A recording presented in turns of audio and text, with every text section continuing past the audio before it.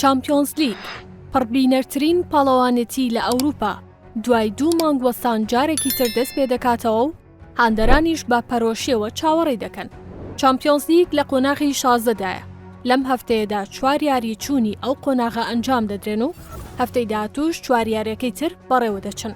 سێشەممە بە ئەنجامدانی 2 یاری ئەو قۆناغە دەست پێ دەکا و لە کاتژمێر 11 شەو یانی ڕیال مەدریدی ئیسپانی لە دەرەوە یاریگای خۆی دەبێتە میوانی لایپزیگی ئەڵمانی. مانچستەر سیتی ئینگلیزیش ڕۆبەڕووی کۆپنهاگنی دانیمارکی دەبێتەوە. ڕیال مەدرید لە قۆناغی کۆمەڵەکاندا 6 یاری ئەنجامداوە و لەسەر جەمیاندا بردنەوەی بەدەستێناوە و 16 گۆڵی تۆمار کردووە و 7 گۆڵی لێ تۆمار کراوە. بە 18 خاڵیش لە پێشەنگی کۆمەڵەی سێیەمدا بوو. ڕیال لە مێژوویدا تەنها 2 جار ڕوبەڕووی لایپزیگ بۆتەوە لە چامپیۆنز لیگدا. لە یاریەکدا براوە بووە، یارەیەکیش دۆڕاوە. یانەی شاهانە 4 گۆڵی تۆمار کردووە لە بەرامبەریانە ئەڵمانیەکە 3 گۆڵی کردووە.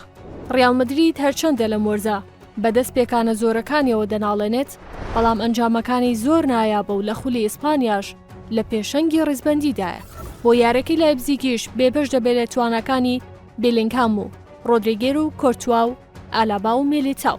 یانی مانچستەر سیتیش لە قۆناغی کۆمەڵەکاندا بە ئاستێکی نایابە و دەرکەوت بە شێوەیەک کە لە 6 یاریدا 18 خاڵی کۆکردەوە و 18 گۆڵی تۆمار کرد بە ڕێژەی تۆمارکردنی 3 گۆڵ بۆ هەر یاریەک.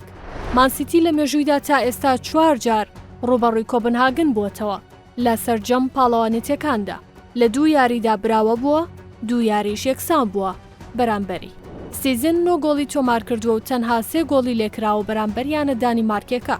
مانسیتی بەهێزترین پێکاتەی هەیە بە تایبەت دوای گەڕانەوەی ئێرلینگ هالاند و کیڤین دی بروین لە پێکان و لە ئێستاشدا هیچ یاریزانێکی پێکانی نییە و یەکێکیشە لە پاڵێوراوە بەهێزەکان بۆ بوون بە پاڵەوانی ئەم وەرزە و پارێزگاریکردن لە نازناوەکە.